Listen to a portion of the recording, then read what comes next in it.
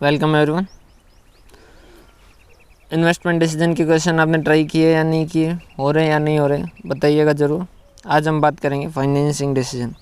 ये एक साथ में आपके 3 टॉपिक है, जो 3 चैप्टर जो कवर करवा देगा। एफएम का ज़्यादा सिलेबस नहीं है तो ज़्यादा टाइम लगेगा भी नहीं।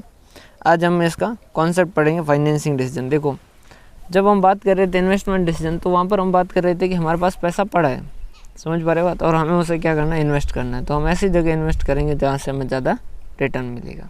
क्लियर है। अब हम बात कर रहे हैं फाइनेंसिंग डिसीजन की, पैसा लाए कहाँ से, समझ पा रहे बात। तो पैसा हम कहाँ से लाएंगे। सपोज आपके 3 फ्रेंड है, एक है जो आपको यूँ ही पैसे उधार दे रहा है, एक है जो आपको 10% ब्याज लेगा, एक है जो 15% ब्याज लेगा। ठीक है, तो जो यूँ ही दे रहा है वो पैसा यूँ ही दे रहा है, इसका मतलब कुछ और आपसे मांगेगा। ठीक है, तो उसकी कॉस्ट कुछ अलग होगी, दूसरे कुछ कॉस्ट अलग है, तीसरे कॉस्ट अलग है। अब हमें सेलेक्ट करना है कि हमें किससे लेना है। तो हम देखेंगे हमारी जो कॉस्ट है वो कम कहाँ लग रही है, हम उसको क्या करेंगे, सेलेक्ट करेंगे। समझ पा रहे हो। तो वैसा फाइनेंसिंग डिसीजन के अंदर हम देखेंगे कंपनी के लिए अलग अलग सोर्स से कंपनी पैसा ले सकती है। कंपनी क्या कर सकती है, लोन ले सकती है बैंक से। कंपनी चाहे तो क्या कर सकती है, डिबेंचर इशू कर सकती है। कंपनी चाहे तो प्रेफरेंस शेयर इशू कर सकती है, और कंपनी चाहे तो इक्विटी शेयर इशू कर सकती है। अब डिबेंचर इशू कर दिया तो वो क्या हो गया, लोन हो गया। वहाँ पर आपको फिक्स पेमेंट है, जो करना है ब्याज का पेमेंट आपको करना ही पड़ेगा। ठीक है। प्रेफरेंस शेयर है तो वहाँ पर आपको क्या करना होगा, डिविडेंड का पेमेंट करना होगा। ठीक है, वो भी एक तरीके का फिक्स है, वहाँ पर भी आपको क्या करना है, पेमेंट करना ही है। और इक्विटी है तो इक्विटी के केस के अंदर फिक्स पेमेंट करने की ज़रूरत नहीं, प्रॉफिट हुआ तो वो देना है। लेकिन अगर इक्विटी आपने ज़्यादा इशू कर दी तो उस केस में नंबर ऑफ इक्विटी शेयर ज़्यादा हो जाएंगे तो पर इक्विटी शेयर इनकम कम हो जाएगी। समझ पा रहे हो, मतलब डाइल्यूशन हो जाएगा, और वोटिंग राइट भी क्या हो जाएगा, डाइल्यूट हो जाएगा, वोट देने वाले ज़्यादा हो जाएंगे। समझ पा रहे हो बात। तो अपने को डिसाइड करना है कि हम इन तीनों में से किस सोर्स को सेलेक्ट करें, या फिर लोन है अगर सपोज या बॉन्ड इशू करना चाहते हैं तो हम कौन से सोर्स को सेलेक्ट करें। तो हमें पहले पता करना होगा कि हर सोर्स की कॉस्ट क्या लग रही है। ओरिजिनली हमें क्या करना है, हर सोर्स की कॉस्ट क्या लग रही है। अब हमने 3 सोर्स मेनली बताए, पेज ले लेते अपने। हमने मेनली 3 सोर्स बताए हैं। एक सेकंड,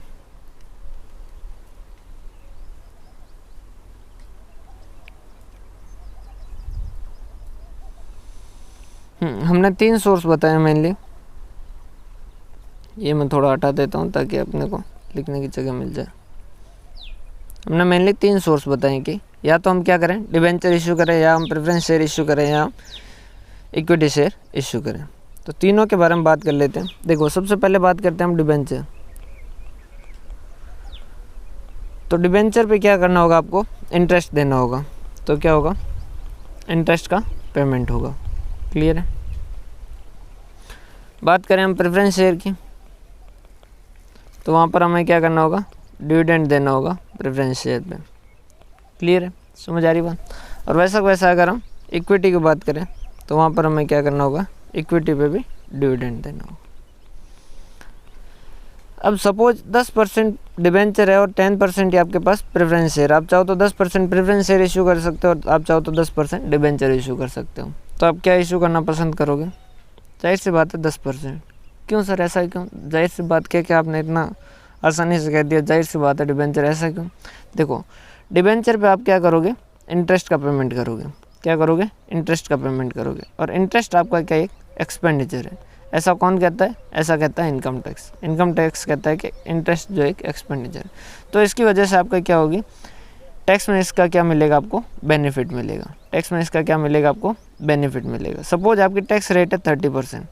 अब सपोज आपने इंटरेस्ट का पैसा दिया, भाई 10 लाख के आप चाहो तो डिबेंचर इशू करो, और 10 लाख के आप चाहो तो प्रेफरेंस शेयर इशू करो। अब 10 लाख के अगर डिबेंचर इशू करोगे तो उस केस में क्या होगा, 10 लाख पे ब्याज कितना देना पड़ेगा, आपको 1 लाख का इंटरेस्ट देना पड़ेगा। और अगर प्रेफरेंस शेयर इशू किया तो 10% के हिसाब से 1 लाख रुपए का आपको डिविडेंड देना पड़ेगा। अगर आपने डिबेंचर इशू किया है तो उस केस के अंदर 1 लाख रुपए का आपका इंटरेस्ट जो है वो क्या होगा, एक्सपेंडिचर के रूप में अलग होगा। अगर सपोज रेट है, इनकम टैक्स की रेट है 30%, तो इस 1 लाख की वजह से आपकी क्या हो जाएगी, इनकम कितने से कम हो जाएगी, 1 लाख से कम हो जाएगी। तो इस 1 लाख पे जो टैक्स बनता है आपका कितना, 1 लाख का 30%, 30,000 रुपये। ये 30,000 की आपकी क्या हो जाती, बचत हो जाती। समझ आ रही है, ये बचत हो जाएगी। समझ पा रहे हो बात? सर कैसे, और थोड़ा क्लियर कीजिए। जैसे सपोज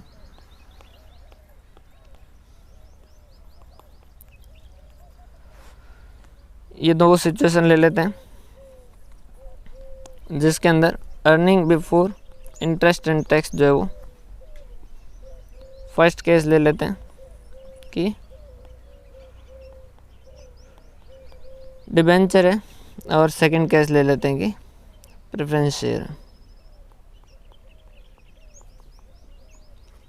ठीक है, डिबेंचर है और प्रेफरेंस शेयर। सपोज आपके EBIT interest before interest and tax जो है, earning before interest and tax जो है वो 5 लाख रुपए। अब अगर सपोज आपने डिबेंचर इशू किया तो आप क्या करोगे, लेस करोगे पहले इंटरेस्ट, कितने का, 1 लाख रुपए का। यहाँ पर कुछ भी होगा क्या, नहीं। ठीक है, तो यहाँ कितना हुआ, कितना बचा अर्निंग बिफोर टैक्स, 4 लाख। ठीक है, और इस 4 लाख में से क्या करोगे, टैक्स लेस करोगे। सपोज एट 30% है, तो कितना हुआ 4 लाख का 30%, 1,20,000। इस केस के अंदर अभी भी कितना है, 5 लाख का 5 लाख है। ठीक है, तो अर्निंग आफ्टर टैक्स कितना बचा यहाँ, 4 में से 1 20 गए, 2,80,000। और यहाँ 5 लाख पे 30% का ब्याज लगेगा, तो 0.3 कितना हो गया, 1,50,000। तो यहाँ कितना बचा आपको,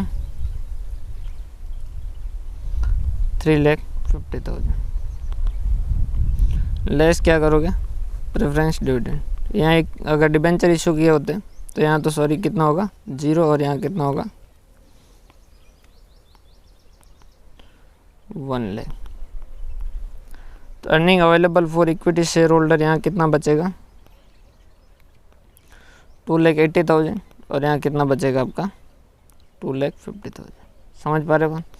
तो आपका क्या हुआ, इंटरेस्ट का एक्सपेंडिचर और प्रेफरेंस डिविडेंड का दोनों तो अमाउंट सेम थे, यहाँ भी 1 लाख था, यहाँ भी 1 लाख था। ठीक है, लेकिन फिर भी आपकी जहाँ डिबेंचर है वहाँ पर आपकी अर्निंग क्या हो गई, ज़्यादा रही। क्यों, क्योंकि आपका उसकी वजह से टैक्स का फ़ायदा हो गया। समझिएगा, इंटरेस्ट की वजह से आपका टैक्स कितना लगा, 1,20,000, नहीं तो कितना लगता, 1,50,000। तो डिबेंचर पे जो इंटरेस्ट देते हैं उसका क्या मिल जाता है, हमें टैक्स में बेनिफिट मिल जाता है। तो इंटरेस्ट के ओरिजिनल जो है कॉस्ट, जो डिबेंचर की ओरिजिनल कॉस्ट मिलती है, लगती है, वो क्या लगती है, इंटरेस्ट इंटू 1 - T। क्या लगती है, इंटरेस्ट इंटू 1 - T। मतलब अगर 1 लाख का अगर आप इंटरेस्ट दोगे तो उसका 30% बचत हो जाएगी। 1 - T मतलब एक्चुअल कॉस्ट कितनी है, सॉरी 1 - T मतलब टैक्स रेट कितना है, 30%। तो ये कितना बचा, 70,000। तो एक्चुअल में कॉस्ट कितनी लगेगी, 70,000 लगी। जबकि प्रेफरेंस के अंदर ऐसा होगा क्या, कुछ प्रेफरेंस के अंदर ऐसा कुछ भी नहीं होगा, वहाँ जो डिविडेंड है वो एक्चुअल के अंदर इनकम होगी। क्लियर है, समझ पा रहे हो बात? पर इंटरेस्ट दिया 1 लाख का, लेकिन उस पर 30% का अगर टैक्स है तो 30% का ये एक्सपेंडिचर अलग हुआ, और टैक्स 30% का एक्सपेंडिचर अलग हुआ, उसकी वजह से 30% की हमारी बचत हो जाएगी वापस। तो 1 लाख का दोगे लेकिन 30,000 पैसा जाने से रुक जाएगा उसकी वजह से, मतलब नेट आपको 70,000 रुपये का खर्चा लगेगा डिबेंचर की वजह से। और वहीं पर प्रेफरेंस शेयर है तो पूरा डिविडेंड लगेगा। क्लियर है? तो पहली बात हम करते हैं, हम अभी अलग अलग की बात कर रहे हैं कि डिबेंचर की कॉस्ट क्या, फिर बात करेंगे प्रेफरेंस शेयर की कॉस्ट क्या, फिर हम बात करेंगे कि इक्विटी शेयर की कॉस्ट क्या। तो जब हम कॉस्ट ऑफ कैपिटल कैलकुलेट करते हैं, अब इस ये जो चैप्टर है वो आपका 3 पार्ट के अंदर, एक्चुअल में आपकी ये 3 यूनिट है जो हम कवर करने वाले हैं। पहला है जो कॉस्ट ऑफ कैपिटल, जिसमें हम आइसोलेटेड सोर्स, एक एक सोर्स का कॉस्ट निकालेंगे, मतलब डिबेंचर की कॉस्ट निकालेंगे, इक्विटी की कॉस्ट निकालेंगे, और प्रेफरेंस शेयर की कॉस्ट निकालेंगे, रिटेन अर्निंग की कॉस्ट निकालेंगे। क्लियर है? फिर उसके बाद में सेकंड आता है कैपिटल स्ट्रक्चर डिसीजन, कि हमारा कैपिटल स्ट्रक्चर कैसा होना चाहिए, मतलब उस हमारे कैपिटल स्ट्रक्चर में इक्विटी शेयर कैपिटल कितनी होनी चाहिए, प्रेफरेंस शेयर कैपिटल कितनी होनी चाहिए, डिबेंचर कितना होना चाहिए, क्या डिबेंचर ज़्यादा करें, क्या डिबेंचर कम करें, क्या प्रेफरेंस शेयर ज़्यादा करें कम करें, तो वो कैपिटल स्ट्रक्चर से रिलेटेड होगा। और थर्ड जो बिजनेस रिस्क और फाइनेंशियल रिस्क से रिलेटेड है। तो यहाँ हम बात करेंगे पहले डिबेंचर की। तो डिबेंचर 2 तरीके के हो सकते हैं, या तो रिडीमेबल और कन्वर्टिबल, या फिर इररिडीमेबल। अगर इररिडीमेबल है डिबेंचर, अगर रिडीमेबल नहीं है, इररिडीमेबल है। ठीक है, एक सेकंड, पेज तो लेना ही पड़ेगा।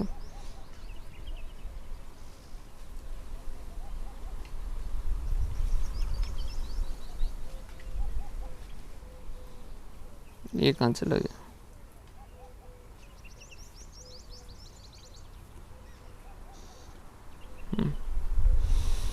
अब देखिएगा, पहले हम बात कर लेते हैं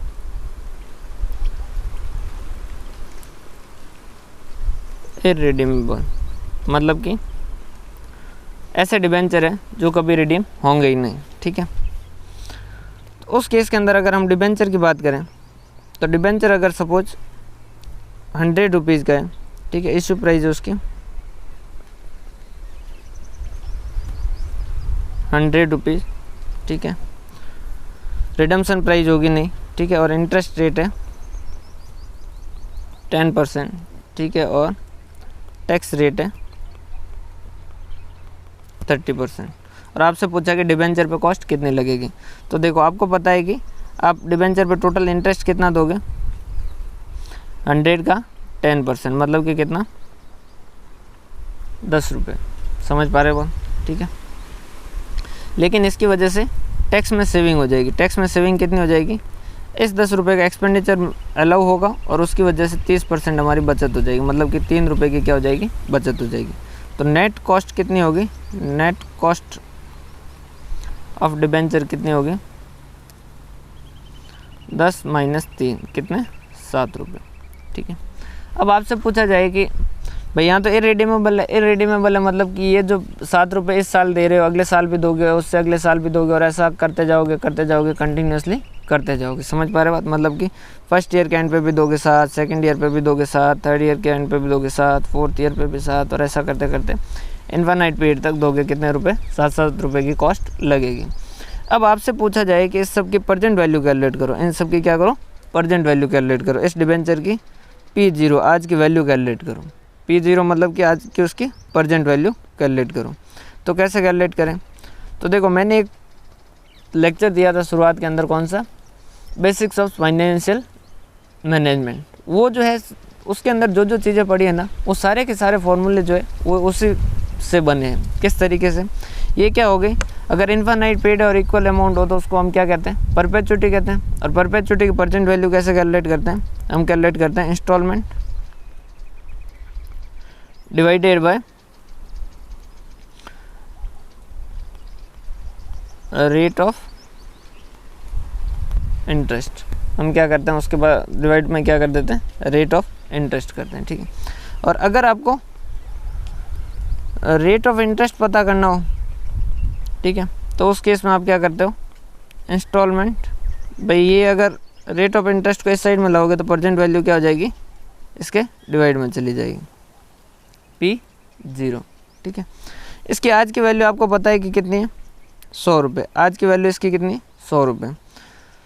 तो अगर आपसे पूछा जाए कि रेट ऑफ इंटरेस्ट कितनी लग रही है, एक्चुअल में रेट ऑफ इंटरेस्ट हमारी डिबेंचर पे कितनी लग रही है पूछा जाए, ठीक है, तो इंस्टॉलमेंट आप कितना कितना दे रहे हो, 7 रुपये दे रहे हो, 7 रुपये की कॉस्ट लग रही है, और आपको उसकी वजह से पैसा मिला कितना है, 100 रुपये मिले, समझ पा रहे बात। तो नेट आपकी की डी कॉस्ट ऑफ डिबेंचर कितनी होगी, 7 डिवाइडेड बाय 100 कितना हो गया, 0.07, मतलब कि 7%। नेट आपकी कॉस्ट कितनी लग रही है, 7%।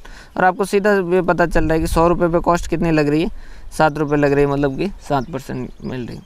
तो इसके हिसाब से फॉर्मूला बना क्या कि KD अगर निकालना है तो आप क्या करो, इंटरेस्ट उसमें से 1 उसको मल्टीप्लाई कर दो 1 माइनस टी से, क्योंकि उसमें टैक्स का बेनिफिट मिलेगा, डिवाइडेड बाय क्या कर दो, इश्यू प्राइस कर दो। तो उस केस में आपको क्या मिल जाएगी, KD कॉस्ट ऑफ डिबेंचर, कि डिबेंचर की कॉस्ट कितनी है। सर फिर तो ऐसा कैसा ही है, अगर इररिडीमेबल प्रेफरेंस शेयर है तो फिर उसमें क्या चेंज आएगा, अगर इररिडीमेबल प्रेफरेंस शेयर है तो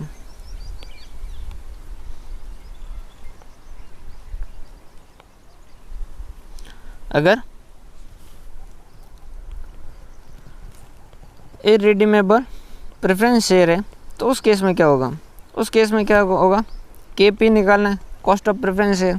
सर वहाँ इंटरेस्ट नहीं लगता, वहाँ क्या लगता है, डिविडेंड लगता है। क्या वहाँ 1 माइनस टी करेंगे, क्या प्रेफरेंस शेयर पे जो डिविडेंड देते हैं उसका टैक्स में बेनिफिट मिलता है, क्या उसे एज एक्सपेंस अलाउ किया जाता है, क्या नहीं किया जाता है। तो क्या ये 1 माइनस टी करोगे, क्या नहीं, डिवाइडेड बाई क्या कर दो, इश्यू प्राइस कर दो। तो आपको क्या मिल जाएगी, KP मिल जाएगी। तो इरेडीमेबल अगर डिबेंचर है तो interest 1 minus T divided by issue price, और अगर इरेडीमेबल प्रेफरेंस शेयर है तो dividend divided by issue price. यहाँ 1 माइनस टी नहीं करेंगे क्योंकि यहाँ उसका जो टैक्स का बेनिफिट है जो मिलेगा ना। क्लियर है। अब बात करते हैं रिडीमेबल। ठीक है, रिडीमेबल के अंदर पहले बात करते हैं अपन डिबेंचर की। अब तीनों केस देखिएगा। एक है सपोज इश्यू प्राइस है 100 रुपये, ठीक है, और रिडम्पशन प्राइस जो है हम वापस उसको रिडीम भी करेंगे 100 रुपीज़ पे, ठीक है, और लाइफ है उसकी 5 ईयर, और रेट हमने उसके ऊपर दिया 10%। एज एन जो अगर आप इन्वेस्टर हो तो आप क्या कहोगे, फेस वैल्यू उसकी है 100 रुपये, ठीक है, तो आप क्या कहोगे, पहले साल इंटरेस्ट कितना मिलेगा, 100 पे 10% कितना 10 रुपये, दूसरे साल कितना मिलेगा 10 रुपये, तीसरे साल कितना मिलेगा 10 रुपये, चौथे साल कितना मिलेगा 10 रुपये, पाँचवें साल कितना मिलेगा 10 रुपये, और पाँचवें साल के एंड पे आपको 100 रुपये वापस रीपेमेंट हो जाएगा क्योंकि पाँचवें साल पे रिडीम कर देंगे, और रिडीम कितने पे करेंगे 100 रुपये पे करेंगे। तो आपको नेट अर्निंग कितनी हुई, 100 रुपये आपने जो लगाए वो लास्ट में पाँचवें साल में वापस मिल गया, और नेट आपको ब्याज कितना मिला 50 रुपये का ब्याज मिला। अब मैंने कहा कि भाई साहब ऐसा नहीं करेंगे, हम क्या करेंगे, इश्यू करेंगे 100 पे, रिडीम करेंगे आपको 110 पे, लाइफ वही 5 साल, ठीक है, और रेट ऑफ इंटरेस्ट आपका 8% कर देंगे, ठीक है, और फेस वैल्यू वही 100। तो उस केस के अंदर आपको क्या मिलेगा, पहले साल ब्याज कितना मिलेगा 8, दूसरे साल 8, तीसरे साल 8, चौथे साल 8, 1 2 3 4, और 5th ईयर पे भी ब्याज कितने का 8, और उसके अलावा 5th ईयर के अंदर पैसा कितना मिलेगा आपको टोटल 110 रुपये। तो 10 रुपये आपके एक्स्ट्रा मिलेंगे। तो 100 आपने लगाए थे, 100 तो ये तो जो लगाए वही वापस रिसीव हो रहे हैं, ठीक है। उसके अलावा नेट आपको बेनिफिट कितना हुआ 8 8 8 8 8 और 10। तो नेट यहाँ भी इनकम कितनी हुई आपकी total 50। Time value of money 2 minute के लिए भूल जाइएगा, ठीक है। तो ये सिचुएशन हो, इसमें भी आपको कोई दिक्कत होगी क्या, नहीं। टाइम वैल्यू ऑफ मनी मत कीजिए, टोटल आपको यहाँ भी 50 मिल रहे हैं और यहाँ भी 50 मिल रहे हैं, समझ पा रहे हो। तो रिडम्पशन के केस के अंदर क्या किया जाता है, कई बार कंपनी क्या करती है, रेट ऑफ इंटरेस्ट को कम करने के लिए उनकी क्या कर देती है, उनको कहते हैं कि भाई रिडम्पशन प्राइस हम क्या कर देंगे, ज़्यादा कर देंगे। रिडम्पशन के वक्त हम आपको ज़्यादा पैसा दे देंगे, लेकिन इंटरेस्ट रेट है जो हम क्या करेंगे, कम करेंगे। क्लियर है। अब यहाँ पर अगर आपसे पूछा जाए कि कॉस्ट ऑफ कैपिटल बताइए, तो यहाँ पर कॉस्ट ऑफ कैपिटल के रूप में इस वाले केस में तो आपको सीधा सा पता चल रहा है कि भाई इंटरेस्ट है 1 माइनस टी है, ठीक है, 10 रुपये का है, और डिवाइडेड बाय ये कितने पे लग रहा है, कि ये कितने पे लग रहा है आपका इश्यू प्राइस पर लग रहा है। आप क्या कहोगे कि भाई 10 रुपये लग रहे हैं, 1 माइनस 30% मान लेते हैं, ठीक है, और डिवाइड बाय 100। तो आप क्या कहोगे, 100 रुपये का लोन लिया जिस पे हर साल मुझे कितने रुपए देने पड़ रहे हैं, 7 रुपये देने पड़ रहे हैं। तो मैं क्या कहूँगा 7% मेरी रेट ऑफ इंटरेस्ट है। इस वाले केस में मैं क्या कहूँगा, इस वाले केस में मैं कहूँगा कि interest 1 minus T divided by issue price. अगर ऐसा कर दिया तो फिर क्या हो जाएगा, गलत हो जाएगा। क्यों हो जाएगा, क्योंकि यहाँ मैं सिर्फ इंटरेस्ट नहीं दे रहा हूँ, उसके अलावा रिडम्पशन पे भी क्या कर रहा हूँ, कुछ पैसा ज़्यादा दे रहा हूँ, तो मेरी दोनों कॉस्ट लग रही है। तो दोनों को मुझे क्या करना होगा, कंसिडर करना होगा। इस वजह से यहाँ पर मैं ये फॉर्मूला यूज नहीं कर सकता। तो मैं यहाँ पर क्या करूँगा, मैं कहूँगा इंटरेस्ट 1 माइनस टी, ठीक है, plus redemption price minus issue price divided by n. अब ये जो 10 रुपये हैं ये 5 साल में दिए, इनको मैं क्या कर दूंगा, हर साल में बांट दूंगा कि 5 साल में, एक साल में 10 रुपये, मतलब कि 5 साल में कितने, 2 2 2 2 और 2 रुपये। समझ पा रहे हो बात, ठीक है। तो redemption price minus issue price divided by n कर दूंगा, divided by redemption price plus issue price divided by 2। On an average मैंने क्या लिया, 100 रुपये लिए और 110 वापस दिए। तो ऑन एन एवरेज मेरे पास, मैंने उनसे कितने पैसे लिए, 105। समझ पा रहे हो।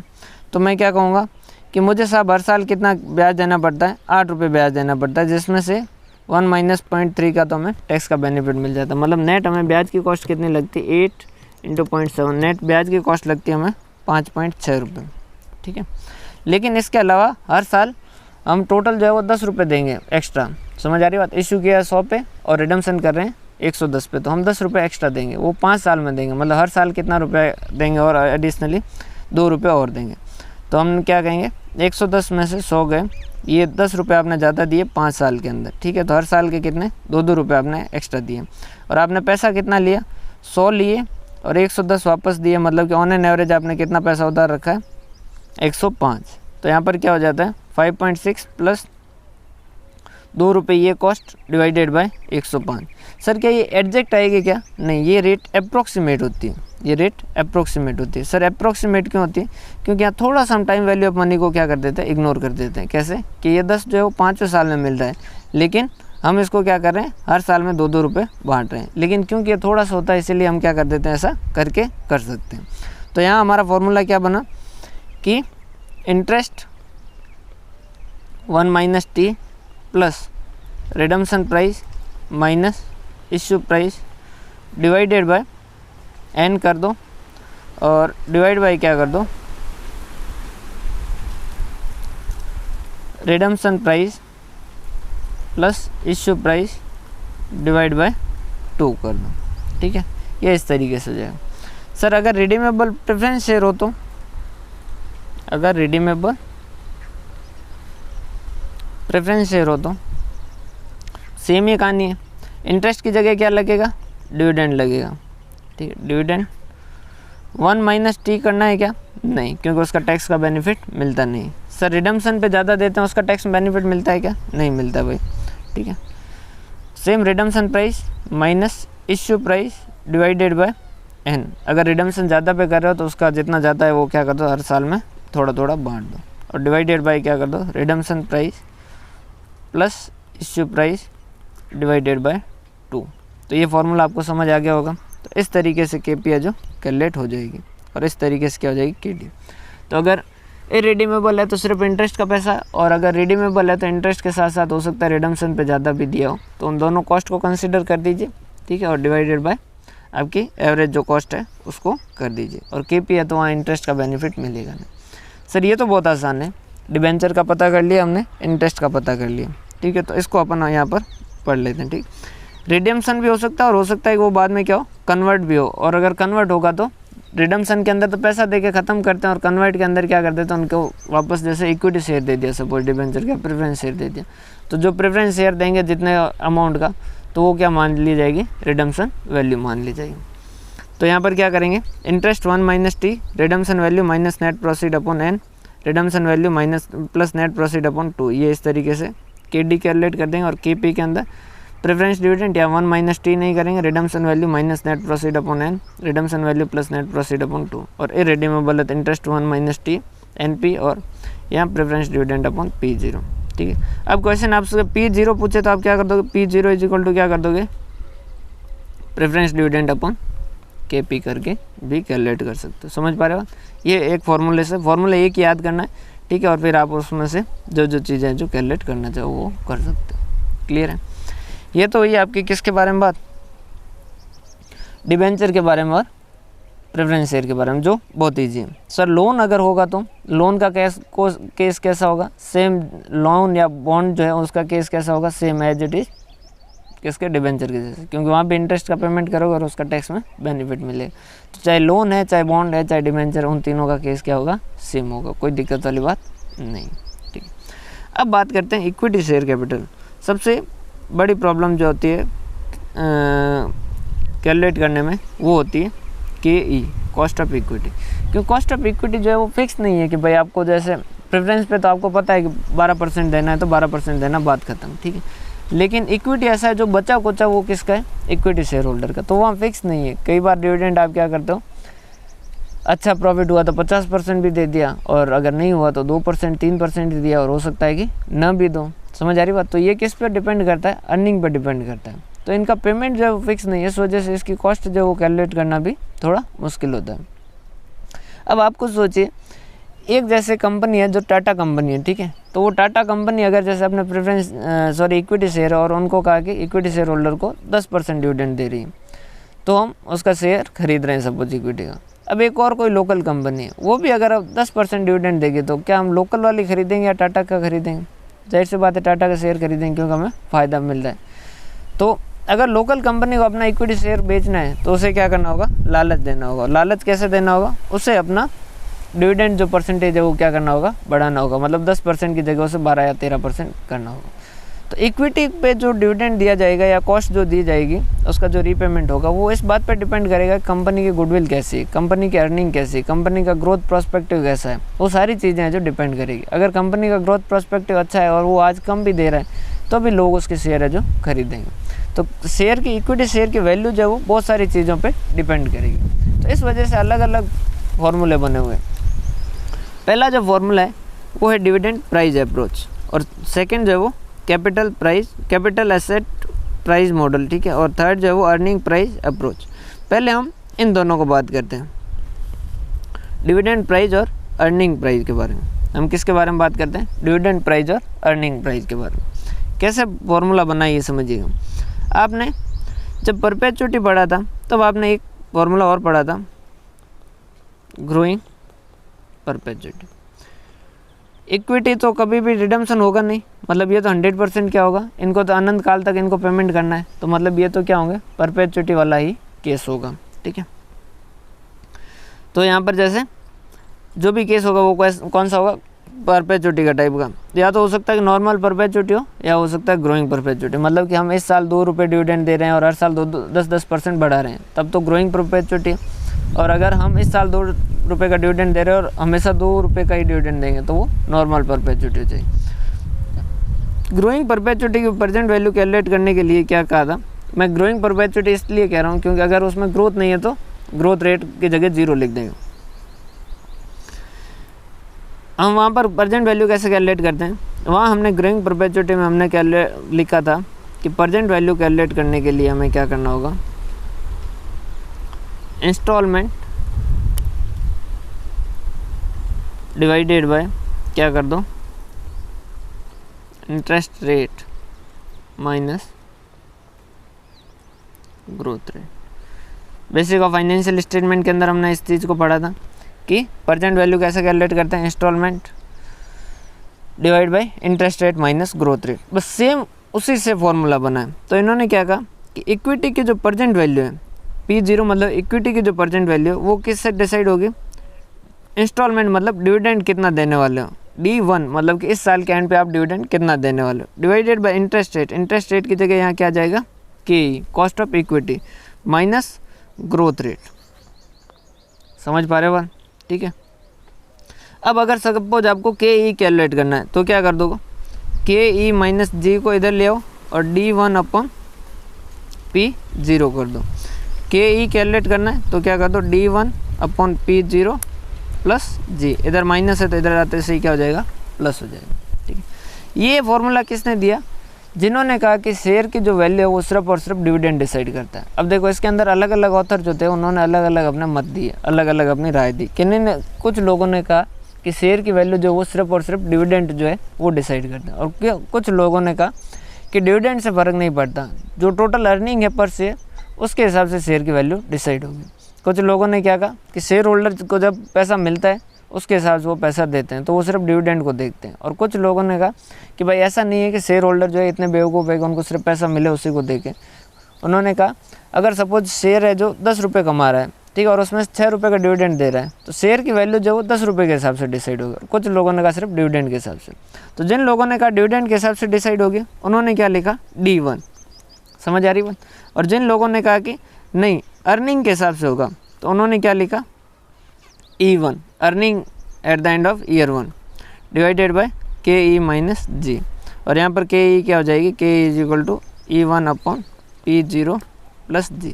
तो समझ पा रहे हो बात? ये फॉर्मूला कैसे बना? समझ आ रही बात? तो ये आपकी 2 तरीके तो हो गए। एक्चुअल में इक्विटी वाले में 4 फॉर्मूले, चारों में से आप कोई भी तरीका यूज कर सकते हो, ठीक है। मतलब जैसा क्वेश्चन कहेगा, ऐसा नहीं कि क्वेश्चन ने कुछ और कहा और आप कुछ और तरीका कर रहे हो। मतलब 4 मेथड है, 4 मेथड से इसकी KE कैलकुलेट की जा सकती है। एक तो डिविडेंड अप्रोच, ये हो गई डिविडेंड अप्रोच, ये हो गई आपकी इक्विटी अप्रोच। उम्मीद करता हूँ फार्मूला समझ आ गया होगा। कौन सा फार्मूला है? Growing perpetuity. ग्रोइंग परपेचुइटी मतलब कि भाई अब अब सपोज ग्रोथ होती ही नहीं तो ग्रोथ की जगह हम क्या कर देंगे? जीरो कर देंगे। तो अब क्या हो जाता है? P0 is equal to D1 upon KE minus g की जगह क्या कर दूँ? जीरो है तो फिर लिखने की ज़रूरत ही नहीं, तो KE इज इक्वल टू क्या हो जाएगा? D1 upon KE। क्लियर है? तो एक जी की जगह जीरो हो जाएगा। कोई दिक्कत वाली बात है क्या? नहीं। तो ये दो अप्रोच है, एक ने कहा डिविडेंड और एक ने कहा अर्निंग। तो उसके हिसाब से ये दो फॉर्मूले बने, ये और ये। क्लियर है? ये हो गया कैलकुलेट करने का। एक और तरीका होता है। एक तरीका क्या होता है? ये है शेयर होल्डर के प्रोस्पेक्टिव से। वैसे ये वो दोनों भी शेयर होल्डर के प्रोस्पेक्टिव से भी है। तो यहाँ पर इनको कहा कि भाई देखो शेयर होल्डर कितनी उम्मीद करता है, वही उनकी क्या हो जाएगी? कॉस्ट ऑफ इक्विटी हो जाएगी। हमने कहा कैसे उम्मीद, कैसे बताइए आप? तो उन्होंने कहा देखो भाई शेयर होल्डर के पास सपोज 1 लाख रुपीज़ थे, ठीक है, तो उसके पास ऑप्शन क्या थे? वो क्या कर सकता था? रिस्क फ्री सिक्योरिटी में इन्वेस्ट कर सकता था। मतलब गवर्नमेंट में जैसे FD में इन्वेस्ट कर देता तो उसे कितना मिलता? 6% ब्याज मिलता, ठीक है। जबकि उसने यहाँ पर इन्वेस्ट नहीं किया और वो मार्केट के अंदर इन्वेस्ट करें, अगर वो मार्केट के अंदर इन्वेस्ट करें तो मार्केट के अंदर उसे क्या मिलता है? 10% रिटर्न मिलता है। मार्केट मतलब जैसे निफ्टी के अंदर इन्वेस्ट कर दिया या ऐसा कुछ अगर इन्वेस्ट करता है तो उसे कितना मिलता है? 10%। क्यों मार्केट के अंदर 10% क्यों मिलता है और यहाँ पर 6% क्यों मिलता है? क्योंकि वहाँ FD के अंदर रिस्क बिल्कुल भी नहीं है। ये जीवन का कॉन्सेप्ट है, जैसे जैसे आपकी रिस्क बढ़ेगी वैसे वैसे आपका रिटर्न है जो बढ़ेगा। अगर आप जैसे छोटा सा कोई कंपटीशन का एग्ज़ाम अगर क्रैक करना चाहते हो, ठीक है, तो वहाँ कंपटीशन कम है, तो वहाँ आपकी रिस्क भी कम है। IAS के अंदर कंपटीशन बहुत ज़्यादा है तो वहाँ रिस्क भी ज़्यादा है। समझ आ रही बात? और सपोज आपने कहा पढ़ाई लिखाई छोड़ो, अपन तो करेंगे इलीगल धंधे, ठीक है, ये स्मगलिंग वगैरह ऐसा काम करेंगे, ठीक है, सुल्तान मिर्ज़ा बनेंगे। तो उस केस के अंदर क्या है? रिस्क बहुत ज़्यादा है। मतलब अगर पकड़े गए तो जेल में जाओगे और पता नहीं कितने टाइम के लिए जाओगे, ठीक है। तो रिस्क ज़्यादा है तो वहाँ रिटर्न भी ज़्यादा है। तो जीवन का कॉन्सेप्ट है कि जहाँ रिस्क ज़्यादा होगा वहाँ रिटर्न ज़्यादा होगा। तो रिस्क फ्री है ये, तो वहाँ पर 6% रिटर्न मिलता है। मार्केट के अंदर रिस्क है, ठीक है, निफ्टी नीचे जा सकता है ऊपर जा सकता है, तो वहाँ पर आपको रिस्क कितना, वहाँ पर रिटर्न कितना मिलेगा? 10%। तो ये कह रहे हैं कि ये 4% जो है ये क्या है? मार्केट प्रीमियम है। मार्केट के अंदर आने के लिए, मार्केट में लाने के लिए आपको लालच दिया जा रहा है। ये क्या है? 4% मार्केट प्रीमियम। समझ आ रही बात? अब कोई शेयर होल्डर इसमें इन्वेस्ट नहीं करके आप में इन्वेस्ट कर रहा है, ठीक है, आपकी कंपनी में इन्वेस्ट कर रहा है, तो वो आपकी कंपनी में अगर रिस्क इस मार्केट से ज़्यादा है तो वो रिटर्न क्या मांगेगा? ज़्यादा मांगेगा। और अगर आपके मार्केट से रिस्क कम है तो उस केस के अंदर आपसे रिटर्न क्या मांगेगा? कम मांगेगा। तो उसके लिए पता कैसे करेंगे मार्केट से हमारी रिस्क जो है वो ज़्यादा है या मार्केट से हमारी रिस्क जो है वो कम है? तो उसके लिए एक मेजर है जिसे हम कहते हैं बीटा। जैसे हम क्या कहते हैं? बीटा। ये बीटा क्या बताता है? ये बीटा बताता है रिलेशनशिप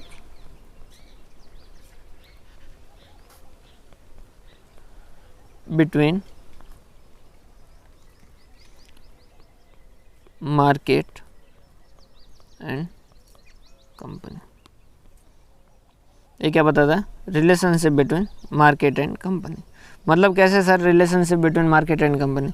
सपोज किसी कंपनी का बीटा जो है वो 1 है, तो उस केस के अंदर वो क्या करेगा? परफेक्टली मार्केट के साथ चलेगा। मतलब अगर मार्केट 10% ग्रो किया तो कंपनी का शेयर जो है वो भी क्या करेगा? 10% ग्रो करेगी, ठीक है। अगर मार्केट 10% से नीचे गया तो यहाँ हम भी क्या करेंगे? 10% नीचे जाएंगे। मतलब सेम जैसा मार्केट है वैसा वैसा रन करें। अब अगर सपोज बीटा 2 है तो उस केस के अंदर क्या होगा? अगर ये 10% मार्केट ऊपर जाएगा तो हम कितना ऊपर जाएंगे? 20% ऊपर जाएंगे, ठीक है। और अगर हम ये 10% मार्केट जो है वो नीचे जाएगा तो हम कितना जाएंगे? 20% नीचे जाएंगे। अगर बीटा 3 है तो उस केस में मार्केट अगर 10% बढ़ता है तो हम कितना बढ़ेंगे? 30% बढ़ेंगे। ये अगर 10% कम होता है तो उस केस में हम कितना होंगे? 30% कम होंगे। समझ आ रही बात? तो ये क्या है? बीटा। अगर बीटा -1 है तो ये 10% अगर मार्केट बढ़ेगा तो हम 10% क्या हो जाएंगे? कम हो जाएंगे, ठीक है।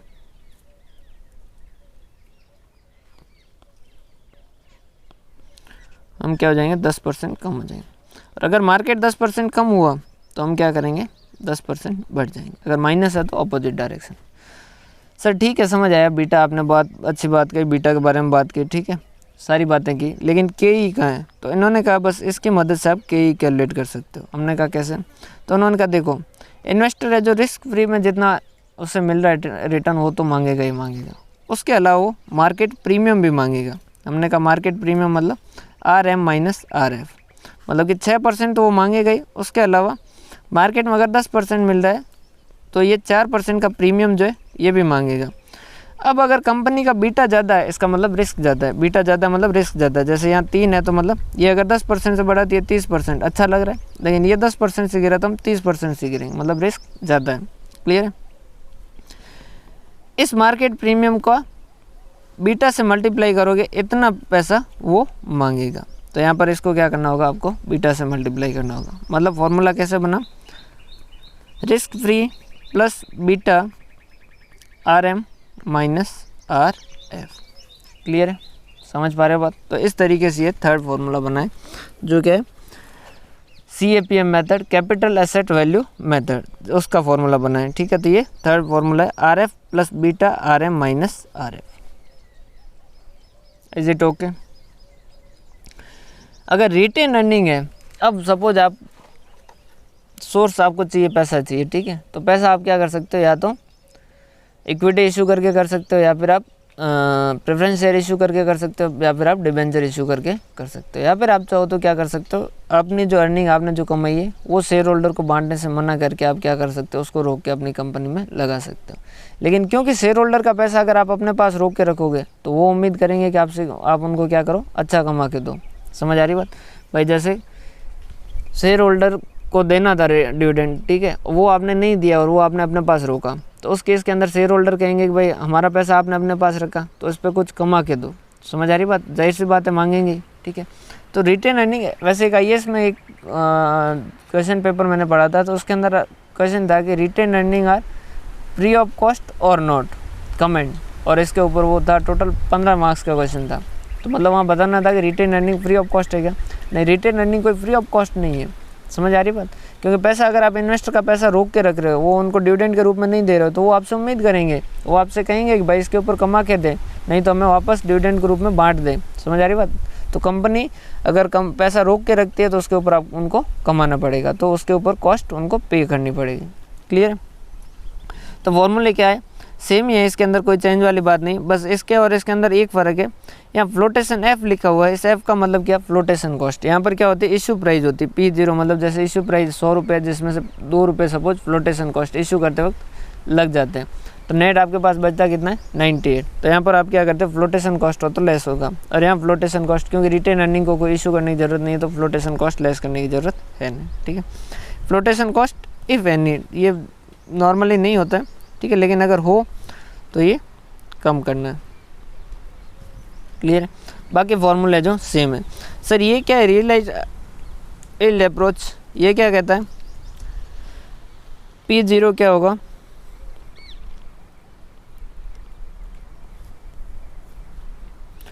Present value of all cash outflow. जो फ्यूचर में सारे कैश आउटफ्लो उनकी प्रेजेंट वैल्यू कैलकुलेट कर दो तो वो किसके बराबर आएगी, P0 के। और जिस रेट से आ जाएगी, जिस रेट से ये चमत्कार हो जाए,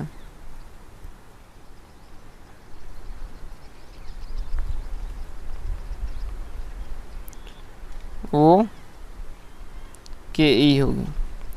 जिससे ऐसा हो जाएगा कि प्रेजेंट वैल्यू ऑफ कैश, सारे आउटफ्लो जो है कैश आउटफ्लो, उन सब की प्रेजेंट वैल्यू कैलकुलेट करो और वो प्रेजेंट वैल्यू के बराबर आ जाए, मतलब शेयर की जो मार्केट प्राइस है उसके बराबर आ जाए, तो वो क्या कहलाएगी, KE कहलाएगी। और ये रियलाइज यील्ड मतलब कुछ भी नहीं है, प्रेजेंट वैल्यू कैलकुलेट करना। ठीक, तो अब हमने बात की कि भाई डिबेंचर की KD कैसे कैलकुलेट करेंगे, प्रेफरेंस शेयर की KP कैसे कैलकुलेट करेंगे, और इक्विटी की किस तरीके से KE कैसे कैलकुलेट करेंगे। जैसा क्वेश्चन होगा उसके तरीके से, KE के अंदर 4 फार्मूले, जिसमें से क्वेश्चन जैसा पूछेगा उसके हिसाब से आपको फार्मूला जो यूज़ करना है।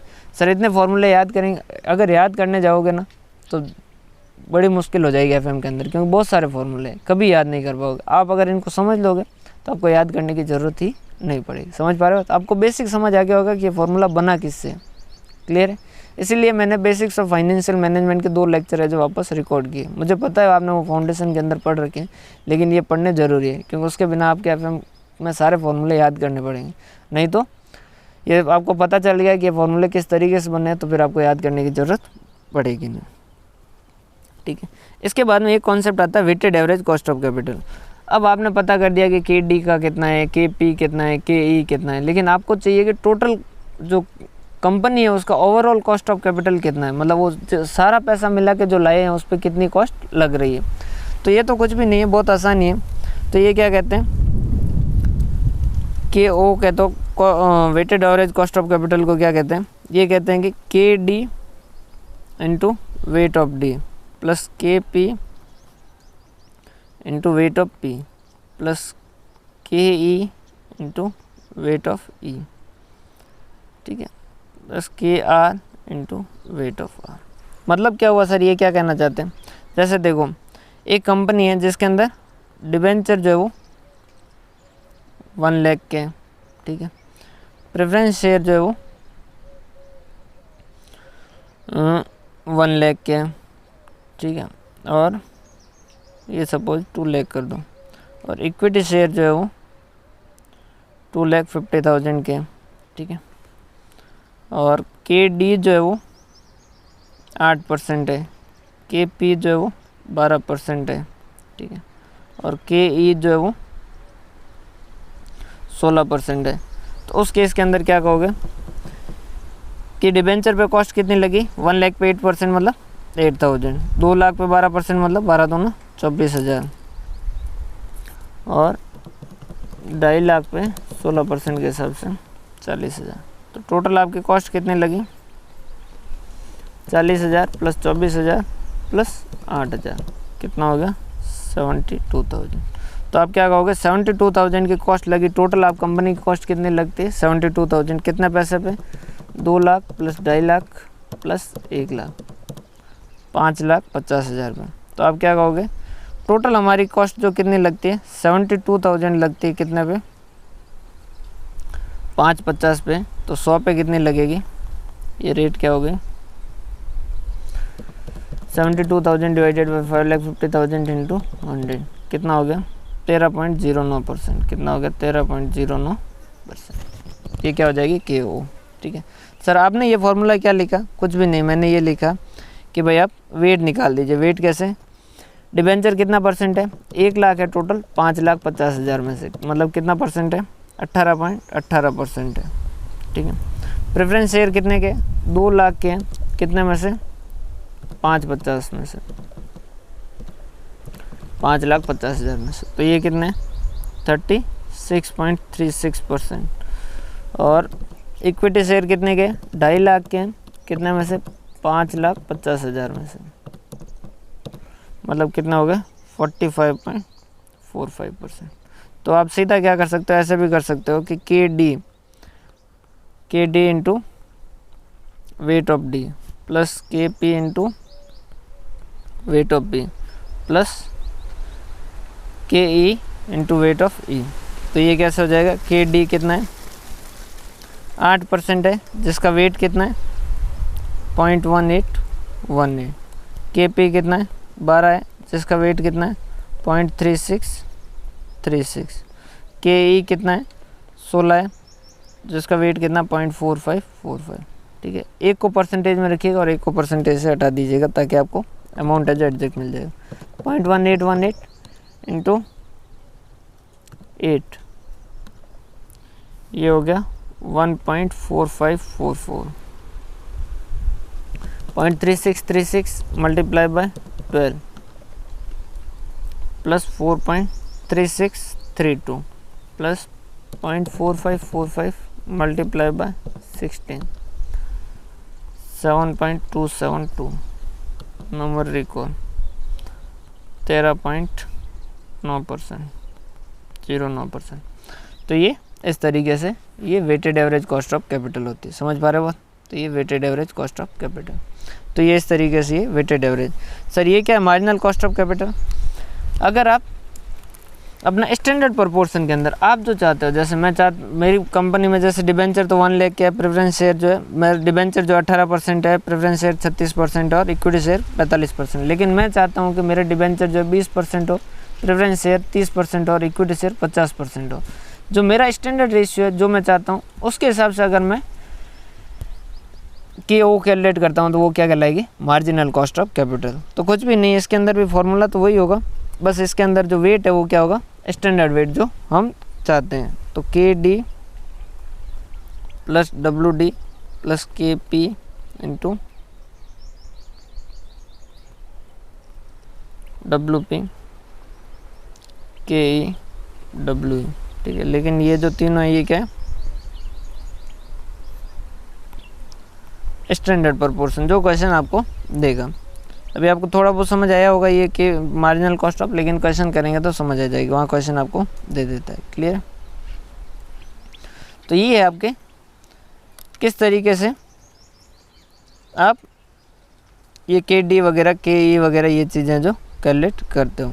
तो ये सारी चीज़ें, तो अभी हमने क्या किया, आइसोलेटेड एक एक चीज़ का पहले तो हमने क्या किया, कॉस्ट कैसे कैलकुलेट करते हैं वो पता किया, और फिर उसके बाद में हमने ओवरऑल कंपनी की कॉस्ट जो है वो कैसे कैलकुलेट करते हैं वो पता किया। तो हमने पहले के डी का पता किया, उसमें 2 चीज़ें हो गई, के डी में भी रिडीमेबल इरेडीमेबल, ठीक है। फिर के पी का रिडीमेबल केस में, इरेडीमेबल केस में, फिर इक्विटी के केस में 4 फॉर्मूले थे, चारों हमने पढ़े। रिटेन अर्निंग को किस तरीके से उसकी कैसे कैलकुलेट करते हैं वो हमने पढ़ा, ठीक है। और फिर हमने weighted average cost of capital को पढ़ा, और फिर मार्जिनल कॉस्ट ऑफ कैपिटल को पढ़ा। अब इसी का सेकेंड पार्ट जो वो प्रॉफिटेबिलिटी स्टेटमेंट है। पहले मेरे हिसाब से अपन इस चैप्टर के क्वेश्चन कर लेते हैं, फिर प्रॉफिटेबिलिटी स्टेटमेंट पे आएंगे, क्योंकि नहीं तो कॉन्सेप्ट बहुत सारा हो जाएगा, ठीक है। तो आपको पार्टनरशिप आज कंप्लीट करनी है, और इस चैप्टर के क्वेश्चन जो फाइनेंसिंग डिसीजन का पहला जो है कॉस्ट ऑफ कैपिटल, इसके क्वेश्चन ट्राई करने हैं। हो नहीं हो वो अलग बात है, लेकिन ट्राई करने हैं। फिर अपन कल जो है वो कैपिटल स्ट्रक्चर डिसीजन ले लेंगे, और परसों बिजनेस रिस्क और फाइनेंशियल रिस्क ले लेंगे।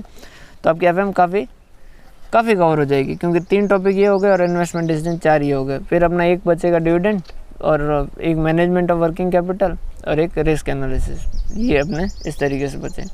तो एफएम ज़्यादा टाइम नहीं लगेगी आपको एफएम को करने में। हमें ये लॉकडाउन कंप्लीट होगा तब तक हम एफएम कंप्लीट कर लेंगे। एडवांस में हो सकता है कि लॉकडाउन के बाद भी थोड़ी चले, क्योंकि थोड़ी वो लेंदी है, लंबी है, तो उसमें थोड़ा टाइम ज़्यादा लग सकता है। और क्वेश्चन ट्राई कीजिए, और कमेंट के ज़रिए बताते रहिए कि भाई आपसे हो रहे हैं या नहीं हो रहे हैं। इतना टाइम देके आप इतना प्लीज़ कष्ट करते रहिएगा कि आपसे हो रहे हैं क्वेश्चन या नहीं हो रहे हैं। जैसे चैप्टर हुआ तो उसके बाद में आप बताइए कि हो रहे हैं या नहीं हो रहे हैं, और डाउट पूछने में शर्म मत कीजिए। फिर कह रहा हूँ, मेरे मोबाइल नंबर ये लिख लीजिए, अगर किसी के पास नहीं है तो ये लिख दीजिए, इस पर डाउट है जो पूछते जाइए, ठीक है। और अच्छे से प्रिपरेशन कीजिए, अपना 100% एफर्ट दीजिए, ताकि आपको भी रिजल्ट मिले अच्छा, ठीक है, आपका भी बेनिफिट हो, ठीक है। तो जा के मुझे भी कुछ मिलेगा कि हाँ यार कि मैंने इतना टाइम दिया तो उससे कुछ फ़ायदा हुआ। क्लियर है। तो अच्छे से प्रिपेयर कीजिए, और कोई डाउट हो तो आराम से पूछ लीजिएगा, कांटेक्ट कर लीजिएगा, जब भी चाहो आप व्हाट्सएप कर लीजिएगा। जैसे ही मेरे पास टाइम मिलेगा मैं आपको क्या कर दूँगा, वॉइस मेल के थ्रू आपको रिप्लाई कर दूँगा। बहुत बहुत धन्यवाद। इसके क्वेश्चन एक बार ट्राई कीजिएगा, और ये इसका नहीं, हर चैप्टर के अंदर बात कर रहा हूँ। हर चैप्टर जब भी मैं कॉन्सेप्ट कवर कंप्लीट करता हूँ, वैसे ही आपको क्या करना है, एक बार उसके क्वेश्चन ट्राई करने हैं। एक बार मेरा वेट नहीं करना, पहले एक बार क्वेश्चन आप ट्राई कीजिएगा, फिर दूसरे दिन मैं करवा दूँगा। उससे फ़ायदा ये होगा कि एक बार क्वेश्चन आप ट्राई करोगे और उसमें जहाँ अटकोगे ना, वो पॉइंट जो है वो आपके माइंड के अंदर बैठ जाएगा। फिर जब मैं वो क्वेश्चन करवाऊँगा तो उस पॉइंट पर आपका फोकस हो जाएगा, फिर आपको उस पर कभी दिक्कत रहेगी नहीं। तो कृपया करके करते जाइएगा, अपने फ्रेंड के साथ शेयर ज़रूर करें। बहुत बहुत धन्यवाद।